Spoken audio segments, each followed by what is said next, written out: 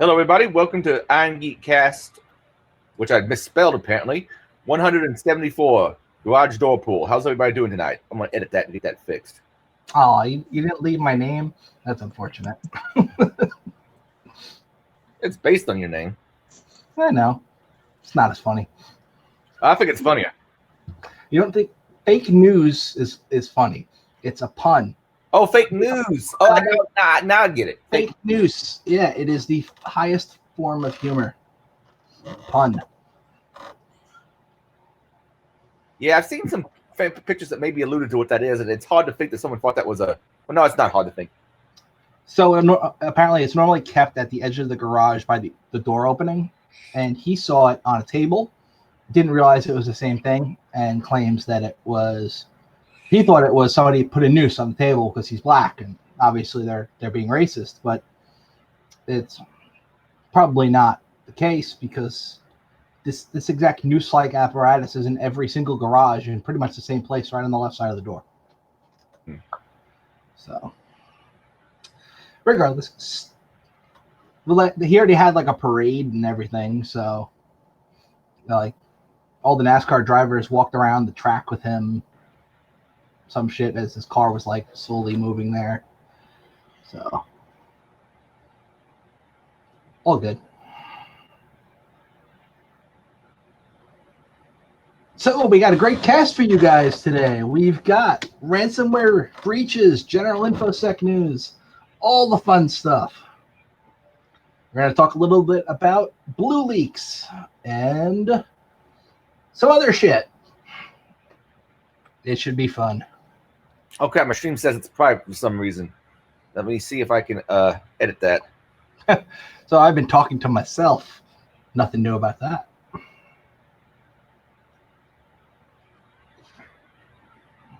Okay.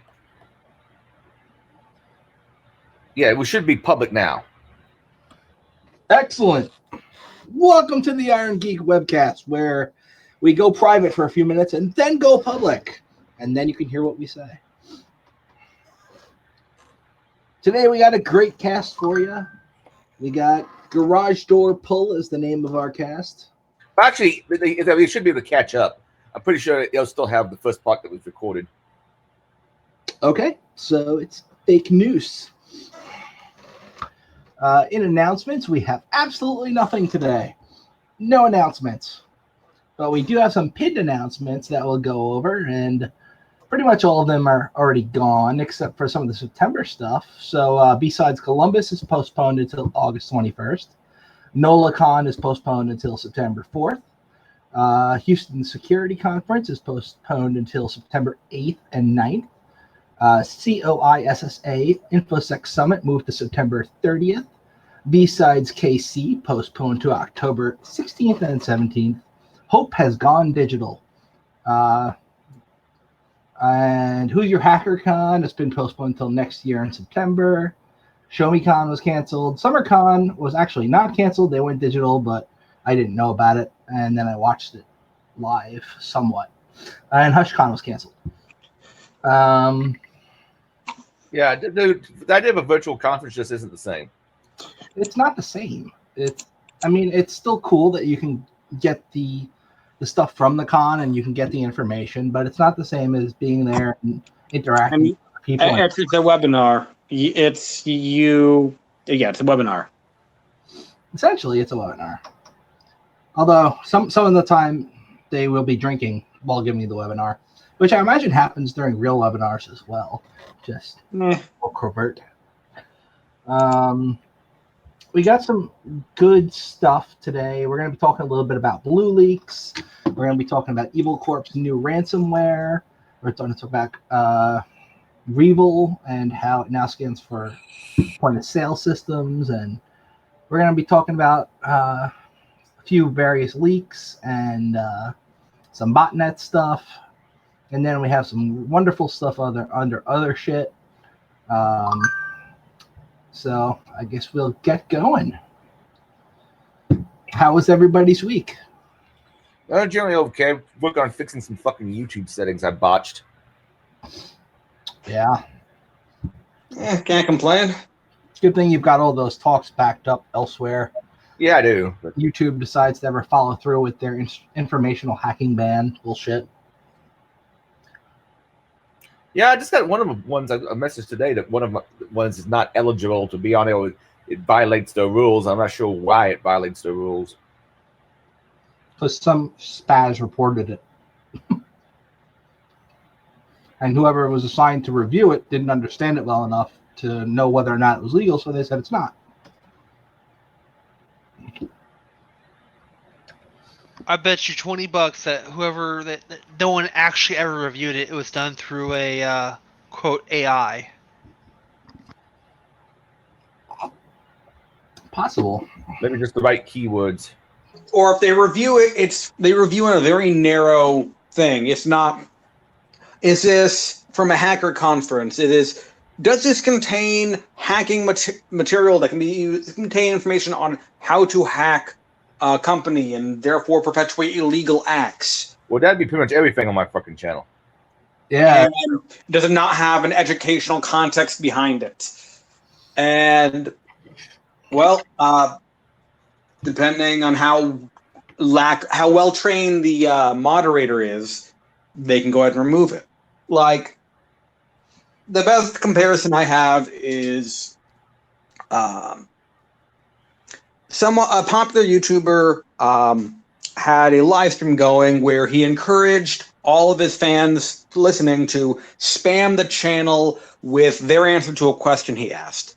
Everyone who spammed got banned. YouTube banned, locked out their Gmail account, everything. When they appealed, their appeals were denied because, according to the people who reviewed their cases, they were spamming. Spamming is against the rules. Therefore, the ban was perfectly fine, even though the YouTuber in question asked for them to spam their answer. It wasn't, and it was only because this guy is like one of the top 10 YouTubers out there that he finally got contact with YouTube management to get this taken care of. But you gotta think that happened. That's not a one-off, and very few people have the clout to actually get someone who understands the problem, understands the situation to actually review the case. Yeah. I mean, I think the same thing goes with the Facebook moderation that's going on now. Most of the stuff's automatic.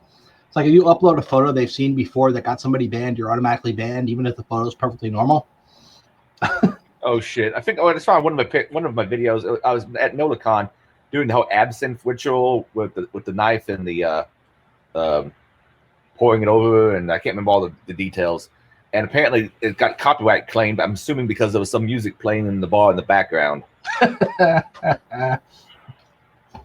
That's great. Just do a fair use of fuel.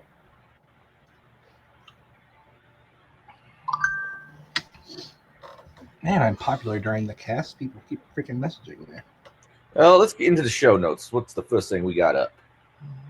Breaches and InfoSec news. Yep. So the first thing we've got today is Soduno Kidi, otherwise known as Revel, or Revel, however you want to say it, is now scanning for POS systems. And if you don't know what a POS system is, it's not a piece of shit system, although most of them actually are. It is a point of sale system. Stop fucking messaging me. Oh my god, it's my video camera. Okay. Oh, I have a solution to that. Unplug. Okay. All right, so long story short with this one, this ransomware has been going around for a while. It's been affecting the crap out of everything. Lately, they decided to add a new module to it because it's modular-based ransomware. And the new module will allow the attacker to look for POS systems. If it finds POS systems, it's got some tools in there to exploit those POS systems. I guess probably trying to get some credit card data, because that can be useful to attackers. The campaign's been going on for a while. It's only recent that they've added the POS module. They're also using Cobalt Strike to gain initial foothold before deploying it. I'm sure Raphael Mudge is thrilled that people are using Cobalt Strike as their initial attack tool to get into these networks. And moves on. It goes. It talks a little bit about how since April of 2019, several high-profile cyber attacks have happened using this malware, including the law firm with the A-list celebrities, and it goes on like that. So, pretty decent article. Next time I'll actually show the article instead of just talking about it, because I imagine looking at my face is pretty boring. Moving on to the next thing in the show notes, Evil Corp. So if you are not familiar with Evil Corp, they are not just the bad guys in Mr. Robot. Well, technically the good guys in Mr. Robot, depending on what season you're on. Anyway, they are Evil Corp's a bunch of guys who make malware, and some of this malware is now very, very expensive when it's looking for the ransom note. Essentially, it's like they used to ask for a couple $100, then a few thousand. Now they're asking for millions of dollars for payment on their ransomware. And I'm going to pull up this article, and I'm going to share my screen if I can figure this shit out. Okay. Let's go. Okay. You guys see my screen? Excellent. So we're going to talk about Evil Corp here and Wasted Locker, which is their new ransomware variant. Wasted Locker is been around since May of 2020. They believe it's been in development for several months. Evil Corp previously used the Dridex malware and the BitPalmer ransomware in the first half of 2017. Evil Corp has now changed a number of TTPs related to their operations, further described in the article. Attribution and actor background. Evil Corp has been around for many years, even though the group has changed its composition since 2011 and has been able to keep track of the group's activities under this name. Goes on to talk about that, Evil Corp. Nevertheless, despite these difficulties, we feel we can assert following with high confidence due to the death tracking of this group is posed as a significant threat to our clients. Evil Corp has been operating the Dridex malware since July of 2014 and provided access to several groups with individual threat actors. However, towards 17, they became smaller and used Dridex infections almost exclusively for targeted ransomware campaigns by deploying BitPalmer. Majority of victims were in North America, with a small amount in Western Europe. During 2018, Evil Corp had a short-lived partnership with the Trick Group, leasing out access to BitPayer for a while, prior to their use of Ryuk.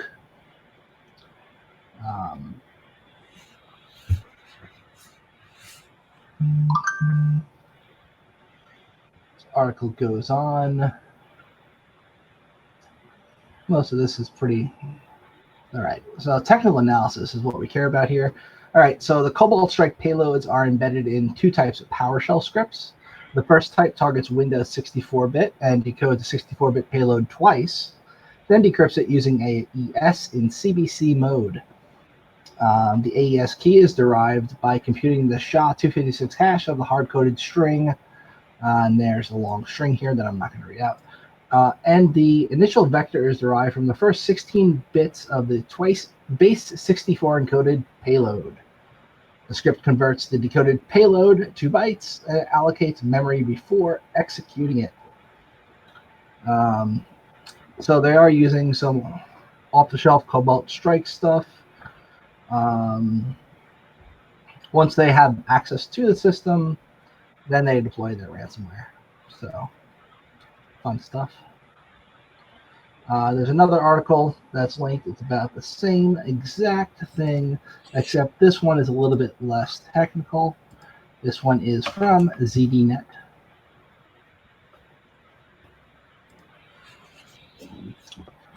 Evil Corp, one of the biggest malware operations on the internet, has slowly returned to life after its members were charged by the U.S. Department of Justice in 2019.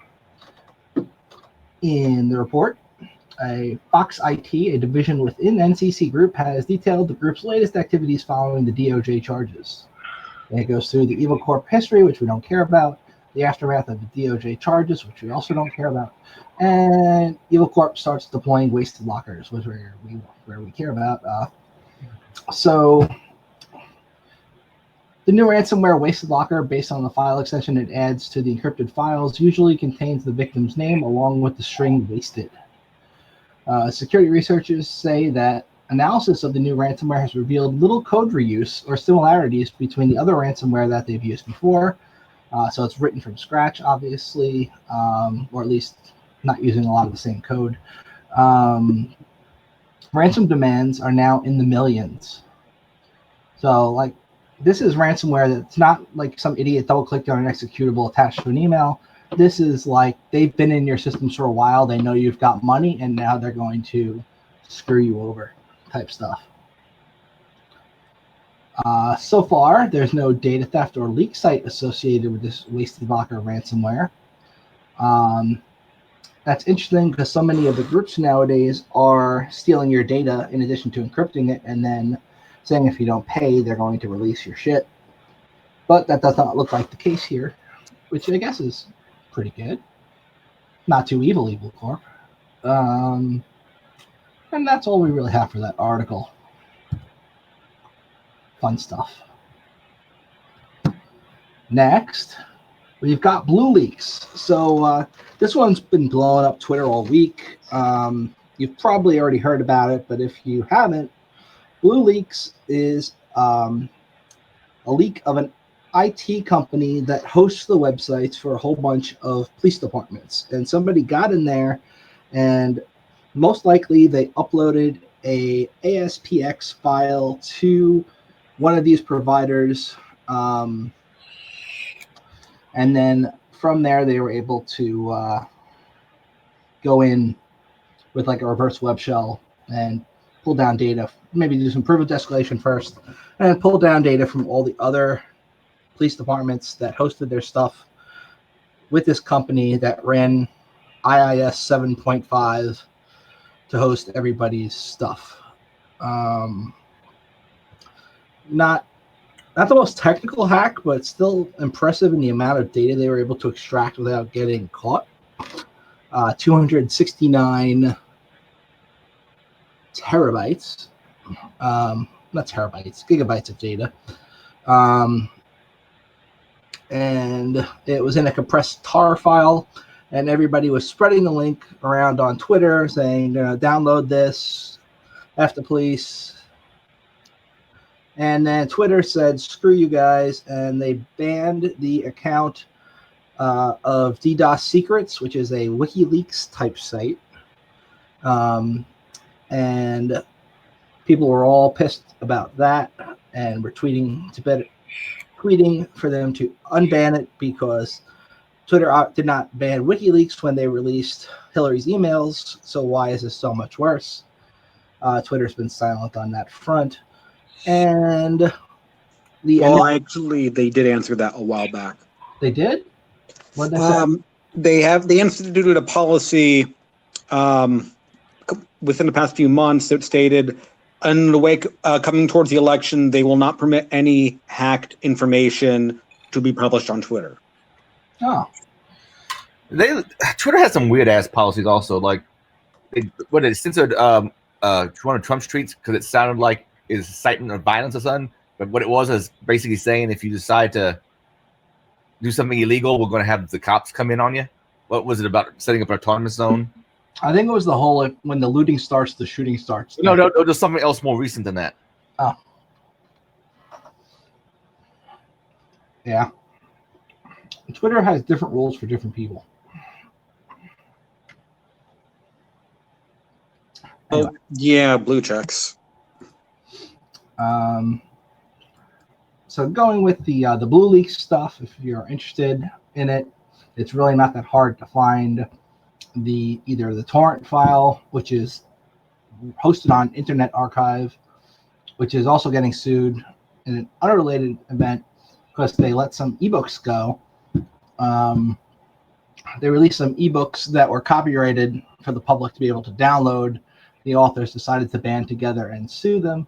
And if Internet Archive gets taken down, it's going to suck. So a lot of people are banding together, trying to figure out ways where they can mirror it, but it's a lot of data. Oh yeah, shit. I upload everything there. Yeah, a lot of data. So hopefully some people donate to the Legal Defense Fund for the Internet Archive, and they're able to maybe fight that lawsuit. Back to what I was talking about, though, with Blue Leaks. Go over here, share my screen, share this screen over here. All right, so Blue Leaks exposes the files of hundreds of police departments. I've taken a look at this leak. It's really not as bad as people are making it out to be. It's a lot of boring data. I'm sure there's some sensitive stuff mixed in there, but it's essentially the htdocs folder on every one of these guys, these police's website. So the files that would be publicly facing are there, as well as the files you wouldn't be able to get into unless you're maybe the web admin or somebody with deeper access. A lot of CSV files, but Krebs went through this, and he made a post where he was able to confirm with one of the people who were in the leak about what kind of data was exposed. And according to an analyst from the National Fusion Center Association, or NFCA, which ironically, when you go through the leak, there are some NFCA PDF files that were on police department's website. Anyway, so the NFCA confirmed the validity of the leaked data. The alert noted that the dates of the files in the leaks span 24 years. That's probably about the last time that this company decided to do some patch management as well, from August of 1996 to June of 2020. And documents include names, email addresses that I can verify, phone numbers, yes, PDF documents, yes, images, yes, and a large amount of text, video, CSV, and zip files. While that is accurate, it says, additionally, the data dumps contain emails and the associated attachments. That I call bullshit because I've gone through it and I don't see that data. Yeah. Our initial analysis revealed that some of these files contained highly sensitive information, such as ACH routing numbers, international bank numbers, and other financial data, as well as personable PII, and images of suspects. Yes, that I can confirm. Images of suspects is in there. Requests for information, RFI, and other law enforcement and government agency reports. Yeah, there is a bunch of stuff that essentially the only reason it was leaked is because they're emailing it to people, and it kept a copy of all the PDFs of everything. So the only email addresses that I were able to see that were actually leaked in here are within the website. There's a thing called Email Builder, where you can go and create an email to send out to a whole bunch of people, kind of like Constant Contact style. And the PDFs that are attached to those emails were leaked in this data, but a lot of those are just things that like police departments were sending to a whole shit ton of people anyway. So it's not like it was confidential stuff that could not get out, It was stuff they were sending to a shit ton of people. The NFCA said it appears that data published by Blue Leaks was taken after a security breach at NetCentral. Now, if you look at NetCentral's website, it looks like something from the 90s. Oh, well, now it still looks like something from the 90s. It still does, I would say, yeah. But, I mean,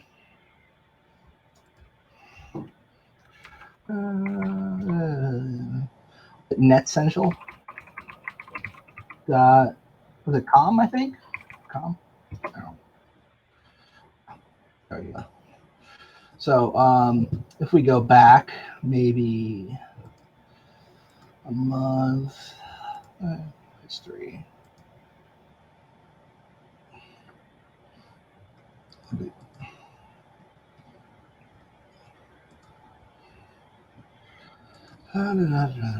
Anyway, it used to look different, and it still looked like it was from the 90s. And I don't know why the archive thing is only showing these couple of website copies, but anyway, it doesn't matter.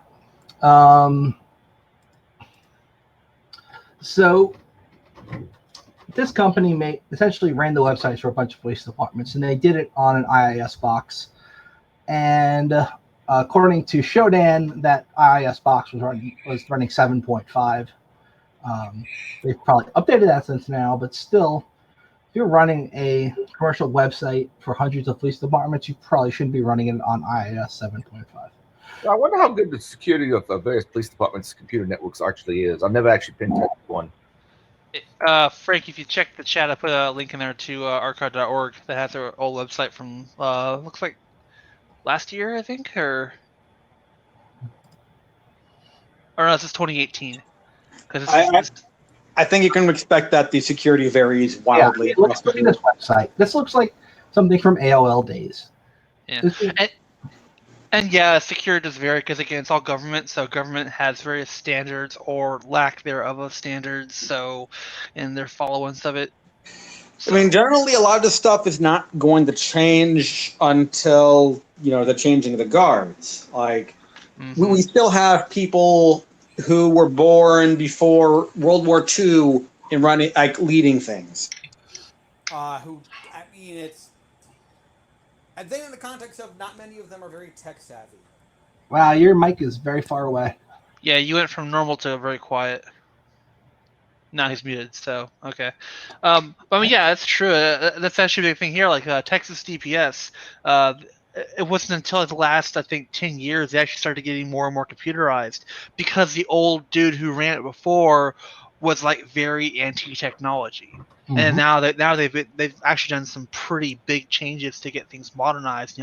Online registration renewals and all kinds of shit. So they've actually worked pretty good on that. True. So with the whole Krebs analysis, doesn't really go into how the whole thing happened.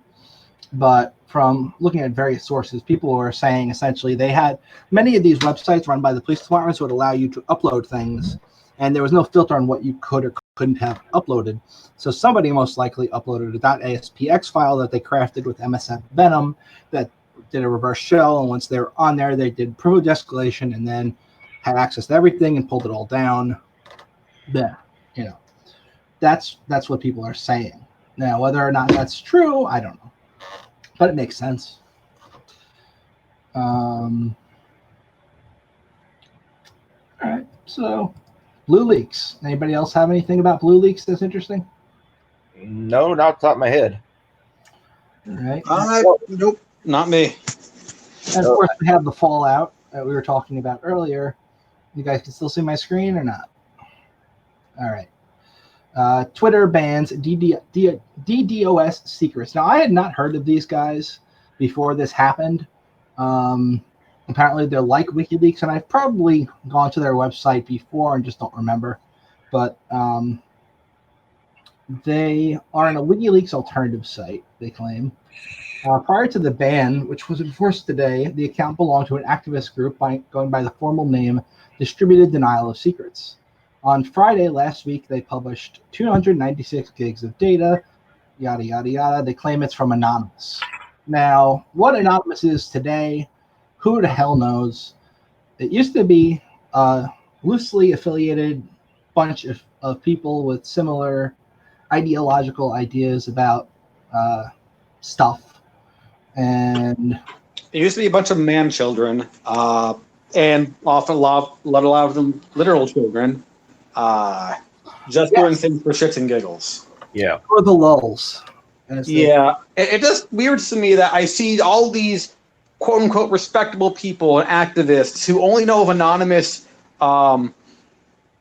post chanology, and they know the aesthetic, the thought of hackers fighting against the man, and not the people who hacked the Epilepsy Foundation's website and put a flashing GIF on there, or the people who, called everyone and everything a faggot.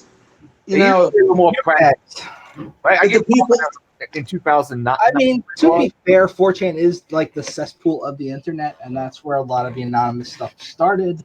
So, 420chan is the anonymous, really where it started. really? That all set? Yep, apparently so. The invasion board specifically. Oh, interesting. I get a talk on them in 2009, but now that some of them are at least more politically active, or at least still people use the name Anonymous. Anonymous is more of a meme than it is a group. Yeah, it's just an aesthetic at this point. After Chanology, a lot of anarchists just flooded in thinking, just flooded in. I think after the whole thing with Lulsec, where Sabu turned everybody in except AV Unit, it all went downhill from there. I mean, like, Well, after 2009, Curtainer kind of stepped down from whatever he was doing leading ops. Chanology was kind of the big split. They pushed it for shits and giggles, but wasn't there like Curtainer was right in that it attracted a lot of people who were not interested in shits and giggles and were more interested in political activism. Mm-hmm. Yeah, wasn't there for a while like a whole bunch of MP3 albums of Chanology stuff, like random shit? Oh yeah, I don't remember what they're called now, but I remember downloading a whole bunch of them and songs they like what's that one mashup they did? You gotta follow the recipe to bake a cake. What was it? It was a mashup. Oh, that one. Yeah. That was yeah. Some crazy town. A mashup with some rapper and Happy Town song. Yeah. Apparently, one of the child star from that when she grew up redid that piece with the rap with God damn it, I am getting tongue tied today. How about I just give you a YouTube link? The actress behind that actually danced out the meme video. Nice. It's hilarious. So yeah, it goes on to say in this article earlier today, Twitter told ZDNet that the BlueLeaks data did indeed contain unredacted information that could put individuals' lives at risk of real-world harm. And the policy forbids strictly dissemination of hacked materials, like you said. So they're gone. Or at least gone off Twitter. I wonder if they'll make an account on Parler.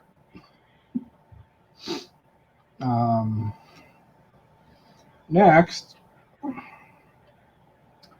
Hackers using code analytics to bypass web security and steal credit cards. Now, there's like 3 or 4 different articles on this I popped in, and some of them are pretty in-depth. Some of them not as in-depth. But the first one here talks about how content security privacy is a useful tool for protecting web apps against client-side vulnerabilities and mage guard attacks. Now, CSP does have its limitations. It is difficult to manage and does not offer protection against compromised hosts that are already whitelisted. In this blog post, they demonstrate how it is easy to reproduce a vulnerability in the core functionality of CSP while using it for blocking theft of credentials, PII, and payment data like credit cards. They go on to show you that CSP can define a list of domains that a browser should be allowed to interact with for the visited URL.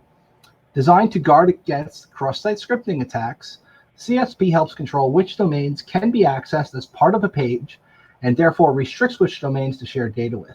Even restricts forms to be sent only to specific hosts using the form action directive. These restrictions are specified by a list of URIs. Unfortunately, the path matching algorithm that is used ignores query strings. As is often the case, an embedded third-party service that identifies its users' accounts using a query string can't be restricted to a given account. By analyzing the field data, there's a gap in the implementation of CSP, and even for sites that do use it correctly, this creates an open window to exfiltrate data. One demonstration shows how using the Google Analytics API, a web skimmer can send data to be collected to his own account instance. Google Analytics is a whitelisted in the CSP configuration of many major sites, and this demo shows how an attacker can bypass the security protection and steal data. And they have a demo of the attack,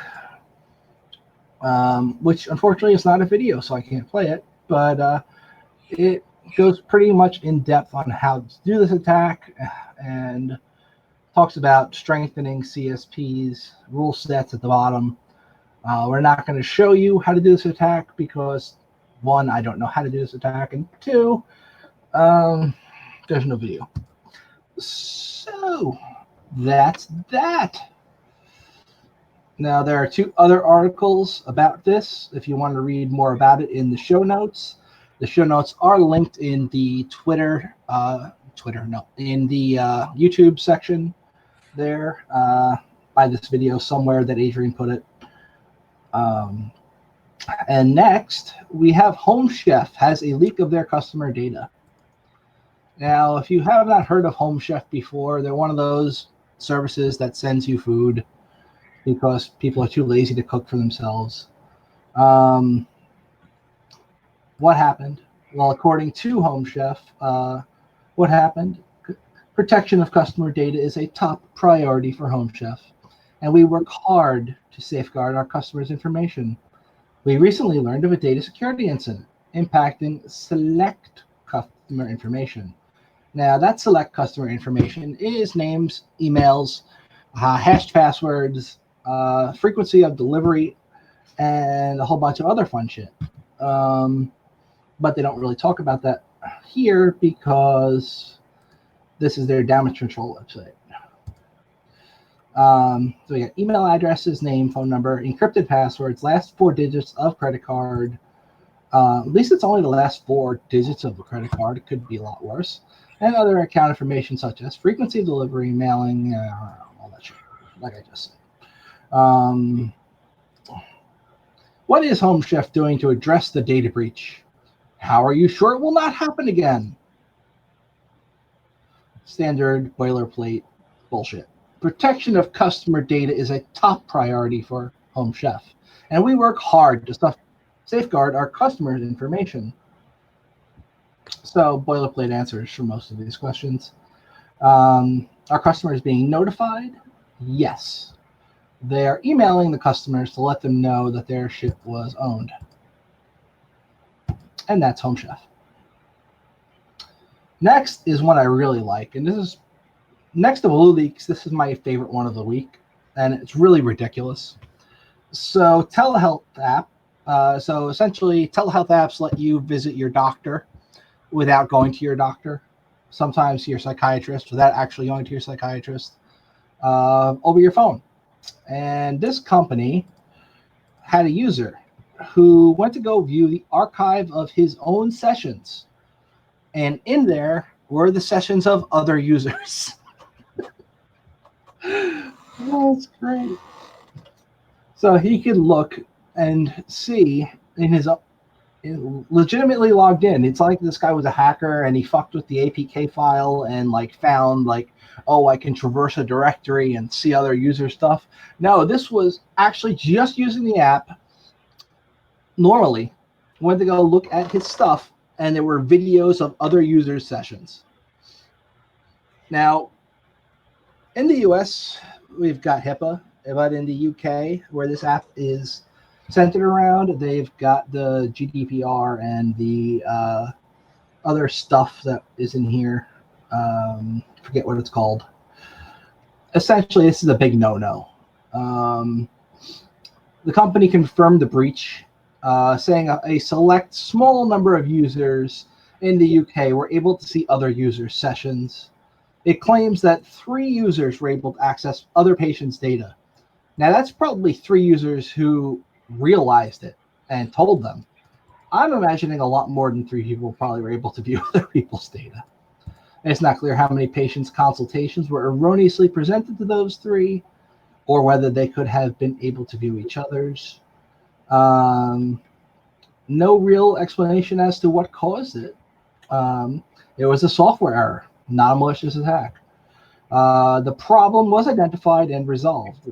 Now, what the problem was, we don't know. They've contacted all patients and apologized, and apologized to and offered support where required. Affected users in the UK only, and this did not impact our international operations. Now, this kind of stuff happens a lot with apps, and I mean, in this case, it was not malicious, but a lot of the time people will take apart like the APK files and they'll run strings on it, or they'll go through it. It's essentially Java, and they will find that there are endpoints within the software that it talks to, and they will then go and try and use the same the same API keys that are embedded in the software that they're able to now see to make other kinds of requests and see what other kind of data they can get. And more often than not, they can get access to other users' data. There was a thing recently with a video app, a video recorder app, like a DVR system, where somebody was able to reverse engineer the APK file and then go into the AWS bucket that was hosting everybody's videos that they uploaded to their like cloud DVR service, and you could see everybody else's stuff like inside their houses and all the different cameras they had that were recording in different places. So it's scary stuff, and it happens a lot because developers are not really often taught secure coding practices. They're taught how to get it to work, not how to get it to work securely. So minimum viable product. The more often people push products to production like this very quickly, this kind of stuff's going to keep happening. And while not everybody knows how to program stuff for Android or iPhones, a lot of people do know how to open up an APK file and just look through it. And it's, even if you're not like the world's greatest programmer, you can probably figure a lot of stuff out just looking through it. And if it's coded badly enough, sometimes you're going to be able to figure out how to access things you should be able to access. So it's scary, and it's going to keep happening. That's just my 2 cents. Next thing we've got is the Honda ransomware attack, and it is a great example as to why network segmentation is important. As is the podcast I listened to today, Darknet Diaries about Triton, which was really good, and you guys should all listen to. Anyway, so Honda ransomware, a lesson in segmentation. Japanese car manufacturer Honda has suffered a suspected ransomware attack that temporarily disrupted its global operations, including factory operations, the company confirmed earlier this month. The incident was likely the result of the Snake ransomware, which comes in the latest long line of similar attacks in the recent months aimed at extorting cash from high-profile multinationals, and sheds light on the importance of network segmentation. Not everything needs to talk to each other. News of the security incident first broke June 8th when Honda announced in a tweet that they were experiencing some technical difficulties, and they're working to resolve them as quickly as possible. The auto giant later revealed to the BBC, and that is the British Broadcasting Corporation, not the other acronym, that the origin of the technical difficulties had indeed been a cyber attack, writing in a statement to the broadcaster that Honda can confirm a cyber attack has taken place on the Honda network.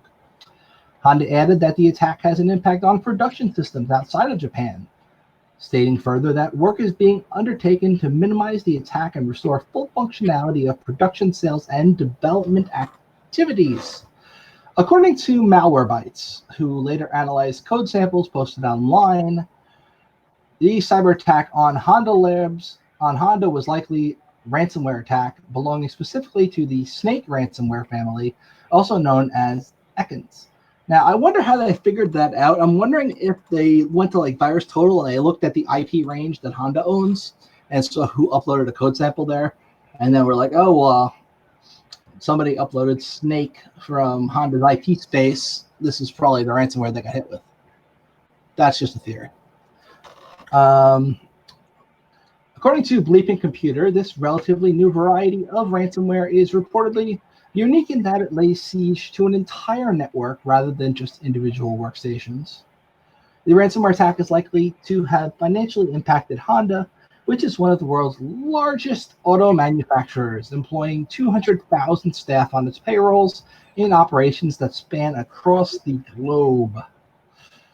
How did the ransomware attack unfold? Well, according to Brett Callow, who is a threat analyst at a security firm MCSoft, the ransomware attack on Honda was launched after a sample of the file encrypting malware was uploaded to VirusTotal, a malware analysis service which references the internal company subdomain called mds.honda.com. The ransomware will only encrypt files on systems capable of resolving this domain, but as the domain does not exist on the ClearNet, most systems would not be able to resolve it. However, the intranet, mds.honda.com, may well exist on the internal name server used by their intranet, and a fairly solid indicator that Honda was indeed hit with Snake. In this way, it is suspected that cybercriminals are able to scramble internal files and hold them for ransom in exchange for cash, cryptocurrency, as is typical in a ransomware attack. However, Honda has so far denied that any of its data was successfully exfiltrated, claiming in a statement provided to the Popular Mechanics magazine that the suspected ransomware attack did not present any evidence of loss of personally identifiable information. Lessons to be learned. Honda is by no means the first corporation in recent months to feel the pinch of a ransomware attack. According to a May 2020 survey by cybersecurity firm Sophos, 51% of organizations have suffered at the whims of ransomware attacks over the past 12 months, with cybercriminals managing to crypt about 73% of the data in these cases. That's a lot of data. 73% of everything? That's a lot.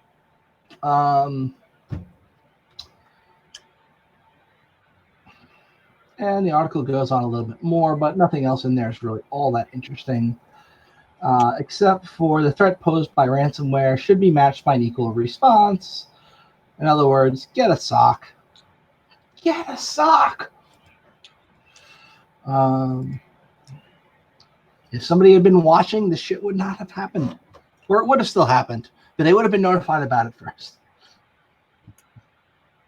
Next article is fun. You know how like Nintendo is really anal about people reverse engineering their ROMs, and they'll send DMCA notifications, and they don't want anybody hacking their shit. They don't want anybody messing with the Switch.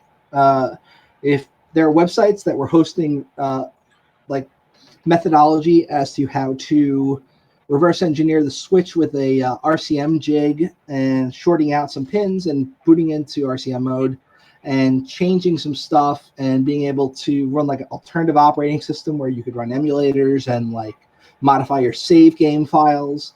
The save game files thing led to people going onto Amazon and selling currency for Animal Crossing, where you can buy a whole shit ton of in-game currency and they will come to your island and drop it off within a half an hour because they were able to go into their save game and give themselves infinite money so they can just go into other people's games and now drop off the stuff. Anyway, all this kind of stuff is what PlayStation Network is trying to avoid with their latest console. So they've opened up a bug bounty program, and they will pay you if you can figure out how to hack PS4 stuff. You know, I'm a big fan of bug bounty programs. And this is a little mind-blowing. Let's get straight to the point. They're willing to pay up to $50,000 or more to anybody who can uncover critical security flaws in its console and online network, and smaller bounties for an array of its websites. PlayStation hacking, it's been around for a while. You dump the ROMs, you can play them on an emulator sometimes. Guess what? The new PlayStation, they don't want to deal with that kind of shit. They will pay you if you can find a vulnerability. And I guess that's a good thing. I think more companies should have bug bounty programs. I mean, Sony got massively owned a couple years ago through the PlayStation Network, I believe. I mean, that was huge. They basically got destroyed. That was some anonymous wannabe group DDoSing on Christmas Eve. I think they called themselves Blizzard Squad, was it? No, they actually got in their network and they had a bunch of like files deleted and like computer systems trashed. Like, it was a big deal. Wow. So yeah, go ahead. No, that's it. I'm good. Yeah, I kind of forgot what I was going to say. Go ahead. I don't know. We await your input. I forget what I was going to say. If I remember, I will chime in. Okay. So they go through here their bug bounty program. I remember. And it shows you. Oh, now you remember. Go ahead. Yeah. For the bug bounty program, their main goal is not just to patch the vulnerabilities, but more so for the people who do generally release their vulnerabilities to the public and guides. It's also incentive to say, hey, instead of publishing this to the public, we're going to give you an enormous sum of money if you don't publish that and instead tell us. Nice. So that does happen, especially with Apple exploits. They sell, like, Apple will pay $1 million for a really good exploit, but there are places where you can get even more than that, depending on how good the exploit is. Not that you should do that. I mean, always stay within the legal bounds of the bug bounty programs that are up. The PlayStation Network is offering, you get $3,000 if it's a critical vulnerability in the network, but you can get $50,000 if there's a PlayStation 4 critical vulnerability you find. So the amount of the different, like if it's a high vulnerability for a PlayStation Network, you get $1,000, but a high vulnerability for PlayStation 4, $10,000. So a big difference between PlayStation Network and PlayStation 4 vulnerabilities. I mean, you get down to it. PlayStation 4 is a computer. There are going to be people who are just going to open the thing up and they're going to dump the firmware and they're going to go through it and they're going to find some really cool shit, regardless of how much effort PlayStation has put into making it so that does not happen. It always happens. That's my opinion on that. But they put in here, obviously, a HackerOne, which is a great website if you are a bug bounty person who wants to go make some money. They put what's in scope, what's out of scope. For instance, out of scope are social engineering attacks. You can't target their employees. You can't physically target their infrastructure. They don't care if you've got scanner output from like a tool, like a NIC2 scan or some shit. They don't want that. Any vulnerability obtained through the compromise of an employee account is out of bounds. Network vulnerabilities like account takeover, they don't like that. Spam, clickjacking, fingerprint error message, fingerprinting error message disclosure, protocol level attacks like a breach attack or a beast attack, or like lack of security headers type stuff, which you run a NIC2 scan on a site, you're going to find lack of security headers on almost every site. Yeah, so that's what's in and out of scope. And some people can make some serious coins screwing around with that, so it should be good.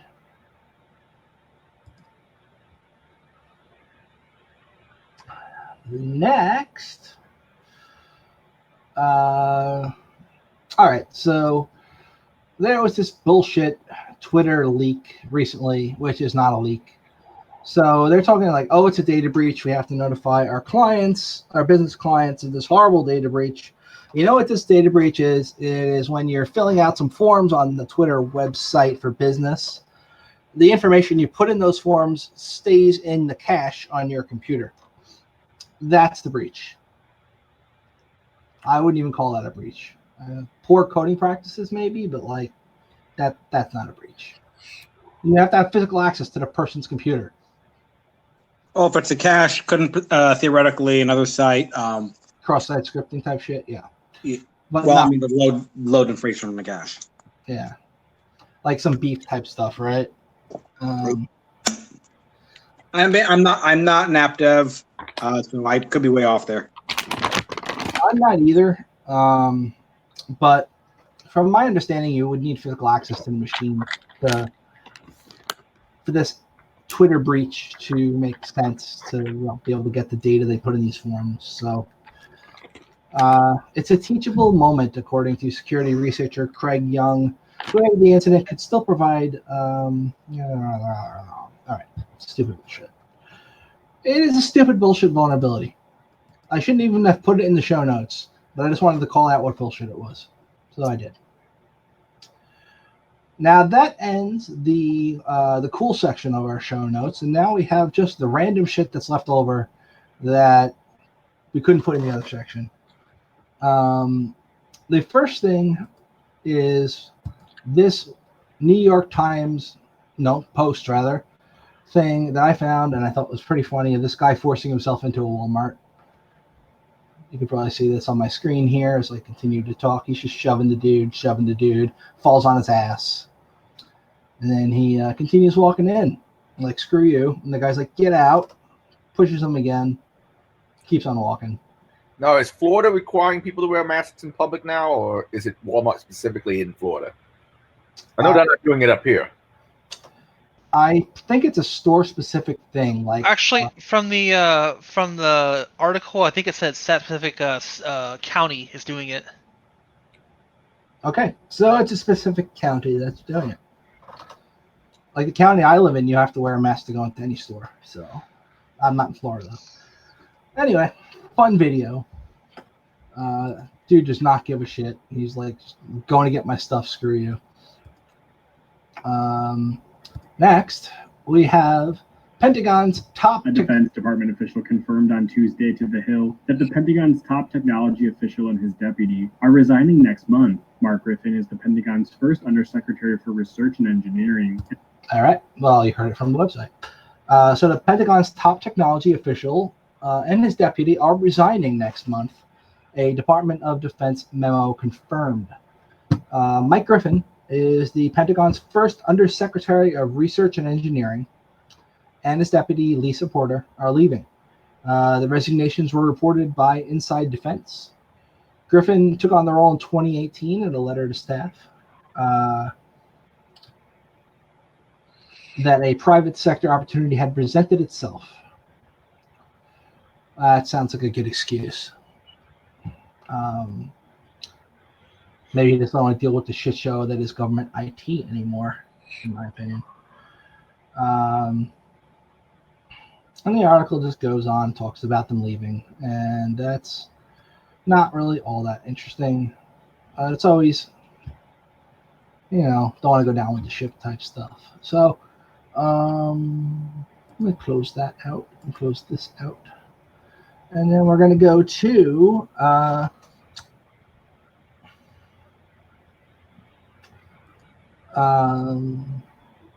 this article right here, which probably should have been in the other section. Copy-paste compromises. The Australian government is aware of and responding to a sustained targeting of Australian government and governments and companies by a sophisticated state-based actor. The title Copy-Paste Compromises is derived from the actor's heavy use of tools copied almost identically from open source. Now, if your shit can be breached just by somebody running some scripts off Kali, your shit's probably not that secure to begin with.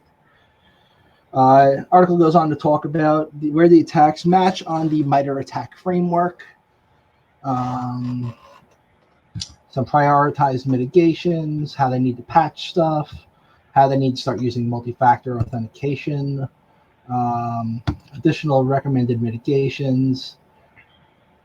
So if you are a hacker in Australia, apparently there's a lot of open systems for you to go after. I like how they just kind of copied the table of contents out of the MITRE framework here and put it at the bottom of the article like that. That's some cool shit right there, man. Anyway, next, we got some Linux geeks here, don't we? Yeah, what's up? All right, so we're going to be talking about package management here and why a lot of people don't like Snap. So if you are a Linux person, you know that there's obviously based on your distribution, there are different package managers. And if you're rocking Ubuntu, you've got the apt-get stuff, and you've got the built-in Canonical software library that you can download stuff from, and they have introduced Snap a while back, and Snap lets you just install certain programs very, very quickly, but it gets rid of the whole open source aspect of the installing the programs. It's some closed source stuff, and people don't like that. Reading from the article, you've heard about the debate over Snap packages developed by Canonical as a faster and easier way to get the latest versions of software installed on Ubuntu systems. The software has ended up starting a fiery debate in the Linux community. For more casual users, Snap is just a way to get the software they want quickly as possible. But for some users concerned with the ideology of free and open source software, it's a dangerous step towards types of proprietary walled gardens that have driven many to Linux in the first place. Perhaps the most vocal opponent of Snap is Linux Mint, and they have removed the ability to install Snap on Linux Mint easily anyway. You can still kind of install it, but it doesn't work very easily. And they're working on ways to make it so that you can't install it at all. Short version of the complaint is that Snap installs from a proprietary Canonical specific source. And if you want to distribute Snaps, you have to set up an account with Canonical and host it there. You can't have it like your shit on GitHub or whatever. While the underlying software is still open source, the Snap package manager breaks with the long tradition of having the distribution of the software also be open and free. This undoubtedly makes the install process simple for naive users and easy to maintain for Canonical maintainers, but takes away the freedom of choice and diversity of package sources. Thoughts so far? Oh, I see one of the big pitfall as well is in a lot of corporate environments, which if you're talking about Ubuntu, it doesn't really matter because it's kind of a minority player, a very minority player, a lot of corporate businesses. But legal issues. If you say using Red Hat and you're using say the official Red Hat repos or EPEL, which is built by Red Hat, things like that, then it's all built under GNU GPL, so you know where it's built under. If you start throwing in third-party shit, you may have other terms of service that you are looking at or things like that, or limitations on what you can use it for, which means you now have extra liability and it may need legal review. So that's where it becomes a problem. Exactly.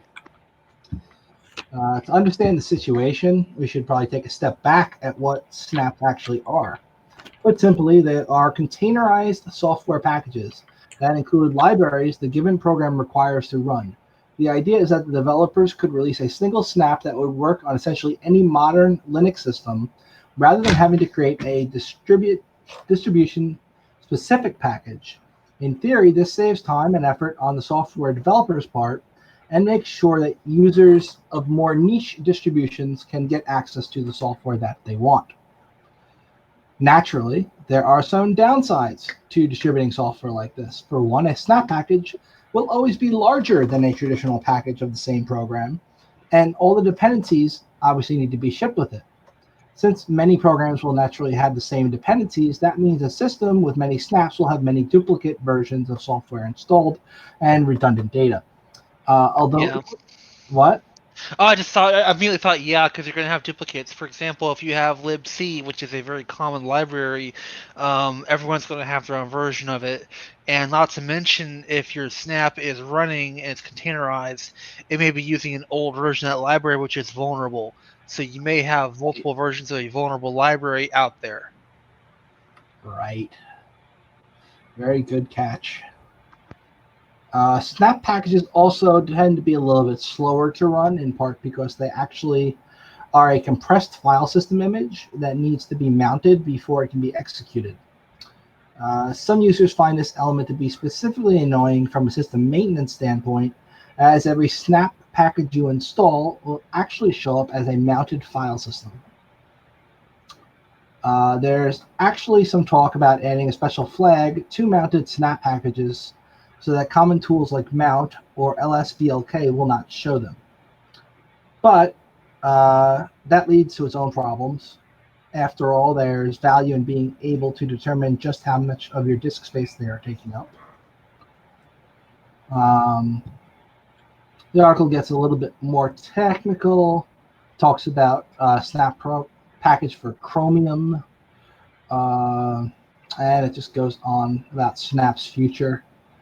I gotta tell you, I used Snap once because I was trying to install Sick Rage, and I couldn't get it to work due to dependency issues, and I just said, fuck it, and I put the Snap package on there, and it worked pretty well. And then I got bored with it and went on to something else. But, I mean, it's a cool technology. I mean, most people who run Docker are like, they're pretty heavy into Linux already if they know how to use Docker properly. You know, like, this, I guess, is just like Docker for idiots. You know, it's like anybody can install. I mean, Docker in general is for idiots. Not everything has to be fucking containerized. Holy fucking shit. But there are some things that are better containerized. Sure, but this is not one of those goddamn things. If you're running small shit, yeah, but if you're running, big applications, and I mean, let's face it, most Debian and RPM packages are pretty small, but when you start talking about throwing all the fucking dependencies in there and more and more and more, like, free IPA or other shit like that, those things are big and bulky, and that's just unwieldy. And not to mention a fucking nightmare to manage. But I mean, how many times have you been caught in dependency hell? Couldn't get something to work? A lot.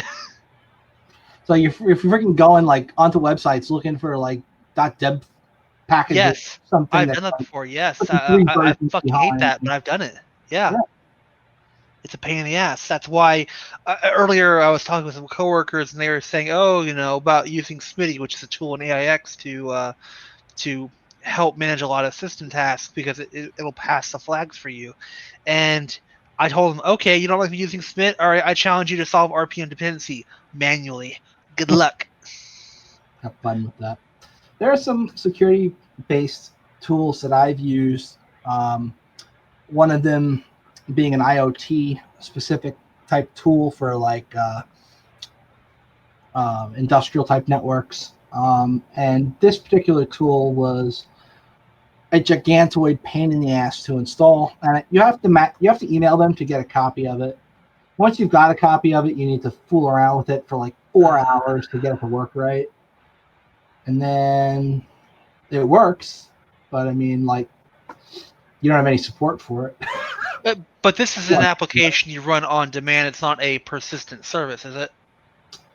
It is a persistent service that runs as a web service that will grab some PCAP data from either an actual PCAP or you set a port and specify that it's going to be used for only getting spam traffic. And then you take that data and it The program reads that and looks for shit that raises flags.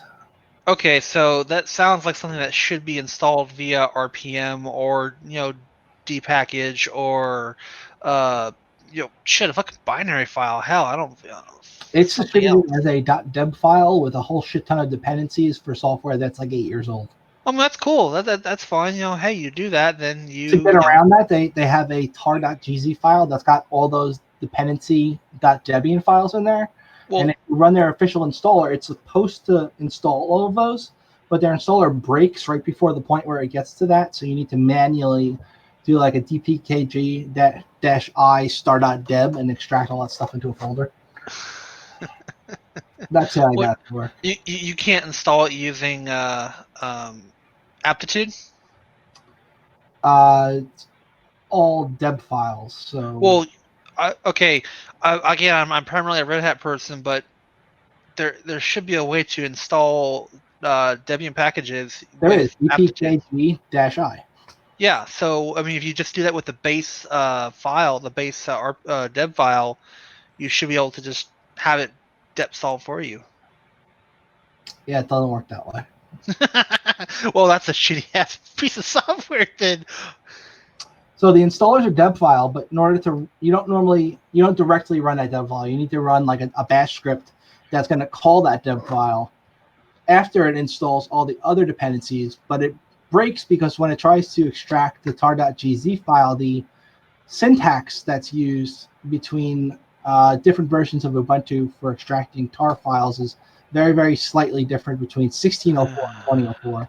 So it breaks the script and then it doesn't work. Anyway, I am getting way off topic here, and I apologize. And this is why I fucking hate Ubuntu. Next, do we have anything left? All right, so we talked about this, and we talked about that, and all right. So the next and very last thing that we have is pretty much just an announcement. And notice I didn't put in here the thing we always put in here. That's to go look at the newest list of all the CVSS shit that's been released. You can go do that yourself. But today we have Sysmon has been updated again to 11.1. Now, if you are a dude who monitors networks, Sysmon is your friend. It gives you more verbosity to your logs and will let you to see all sorts of events like Windows login, Windows log off, random SMB shit, and all sorts of fun things.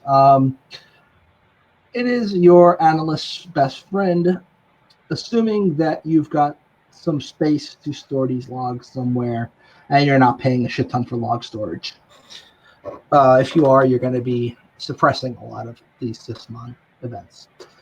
Regardless, the new version's out, and there's a command line option that's been removed. There's some bug fixes around file delete. So all this good stuff. You should download it. You should test it out on a system first to make sure that it works. Then you should deploy it to your other systems on the network. Never deploy something to production without first testing it. That's how you get thousands of computers that are not working. That's all I got today in the show notes. Anybody have anything they want to talk about? Not on air. Not on air. All right.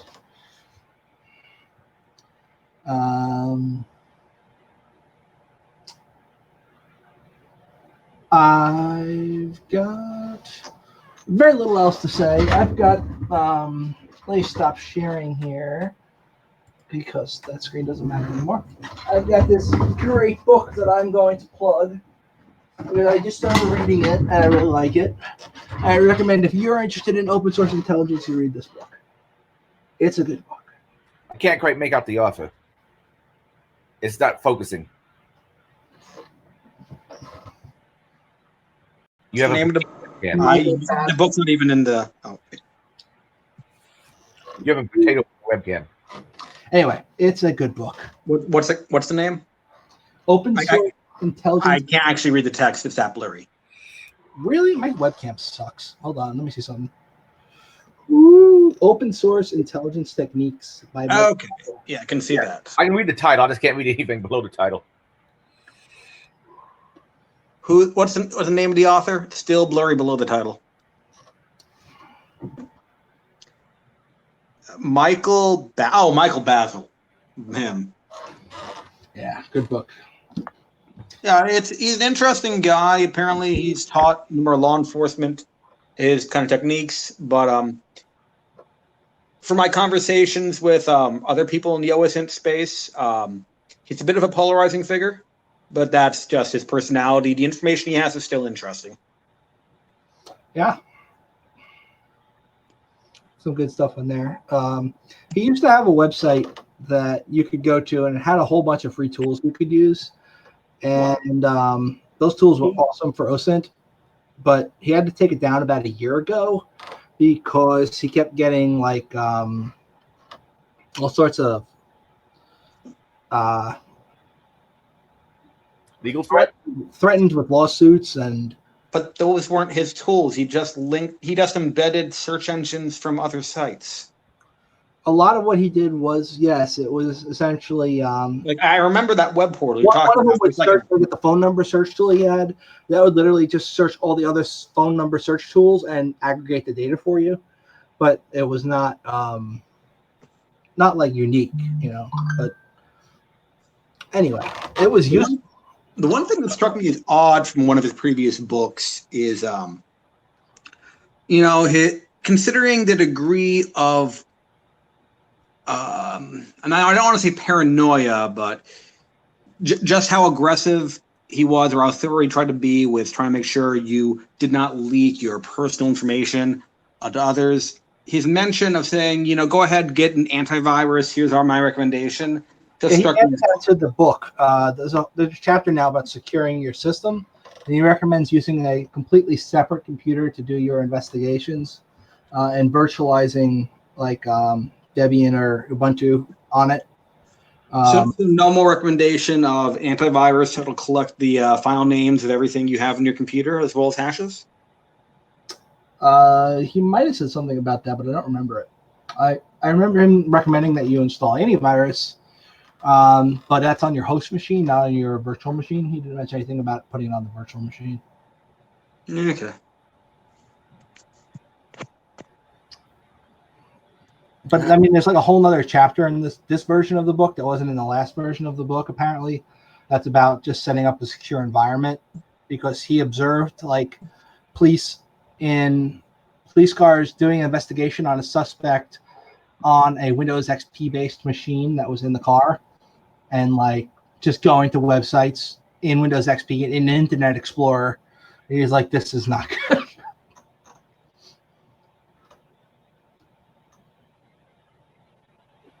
Oh, I guess that's about it for the evening. What? I guess that's about it for the evening. I can mention things from the legal world. Okay, honors. The Earn It Act, believe passed committee, or if it hasn't, it is widely planned on going to be passed through committee. For those of you who don't know, the Earn It Act is essentially a law that states websites must do what the Attorney General says they must do, or else they lose liability protections. This is widely believed to be directly a threat against encryption. Since the proponents of the law are also couching this in, we need to find a way to create lawful access and get rid of warrant-proof encryption. So add two and two together there. Even though the law itself does not mention encryption or getting around encryption, that's pretty much the very clear-cut intent to get criminalize end-to-end encryption. And yeah. So there is a fear that the proponents are going to try to ram it through ram it through the Senate during the July 4th weekend. So hopefully they won't. And separately, there's actually another law that's been proposed. which actually is yet another explicit. This one is an explicit threat against encryption, trying to ban it. And for those of you who don't necessarily know the biggest proponent of it, our current Attorney General, Mr. Barr, who is also widely known as the architect of some of the government's initial, first mass surveillance programs. Nice. So you can rest assured that for whatever purposes it's for, this is not for targeted investigations. This will be for bulk scanning.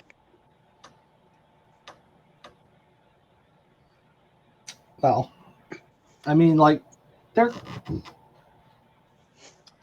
one of the guys who's I'm pro encryption, and my boss, he's a lawyer, and he's like, your argument's flawed because law enforcement needs to get into stuff, and I'm like, well, if you put it back door, anybody, it's eventually going to leak, and then anybody's going to be able to get in anybody else's shit.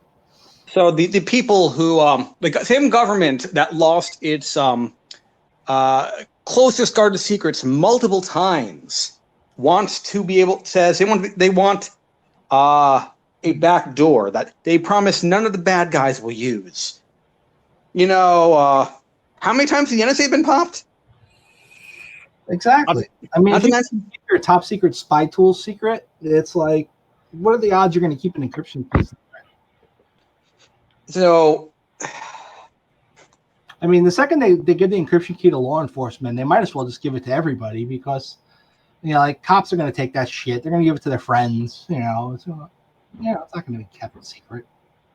And it's not just that. Trying to get rid of end-to-end encryption is end-to-end encryption as well as device at rest encryption. They want there to be flaws baked into those to allow for third-party access.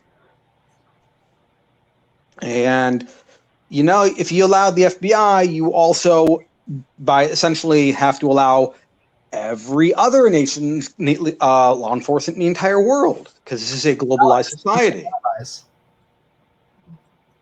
And do you want the Chinese government to be able to? So I'm trying to think about how you design a system with encryption so that the Chinese government can decrypt their citizens' communications, but not the U.S. citizens' communications. Well, haven't there been actual not states, but I mean countries that have just thrown up their own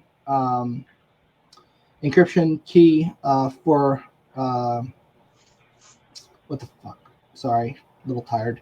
Haven't they put in their own how you have your key in key escrow? Yeah.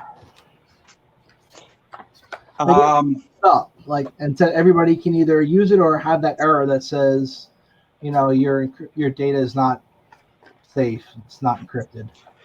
Well, it does remind me of the original crypto wars, where there was the whole Clipper chip, where the thought was you put a backdoor chip in there that only the NSA has the keys for, and in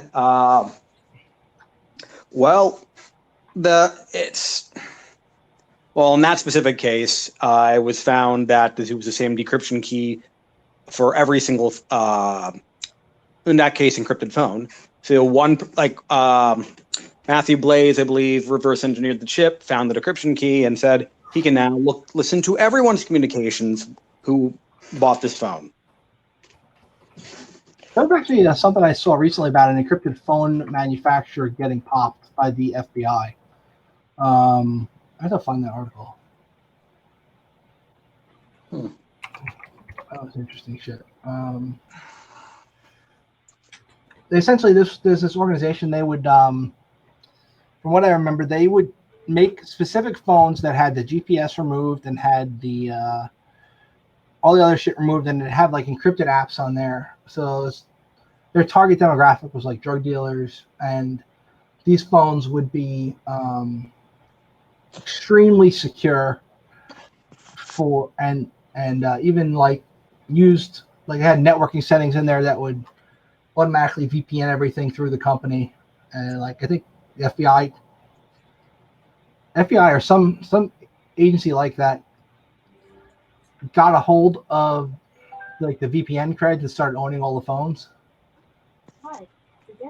Well, that does remind me a little bit of Black Phone. Shortly after the whole Snowden thing, a bunch of cryptographers got together to try to make a more secure phone. They were peddling it around for a bit. It didn't really. It turned out, despite the fear, much of the news coverage being about government mass surveillance, my understanding is the feds were the biggest customer of Black Phone. Right. The I imagine on this is not the one I originally read, but it's on Vice, which I hate. I hate that site like with a passion, but it's got the info I was looking for. So the name of the company was EncroChat, and a series of text messages allegedly sent to users of EncroChat, a company which sells custom encrypted phones, including to serious organized criminals, claims the law enforcement agencies have taken over some of the company's infrastructure. And it goes on and talks about they repurposed our domain to launch an attack to compromise the carbon units, whatever that means. Continues referring to a particular type of EncroChat device. Motherboard could not independently verify any hack. Apparently, the company's closing because of this, and they're claiming they've been owned by the government. That's cool.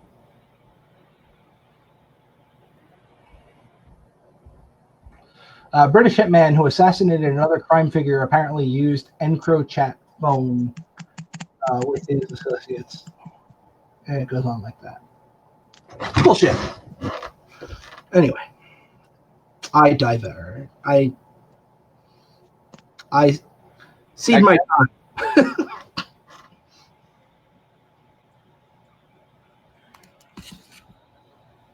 Well, I think I'm gonna sit around with you guys and bullshit for a little bit after the show, and we'll end it right here. And I'm gonna try to get some early sleep. Sounds good. Talk to y'all next week. Hasta luego. Later. Later.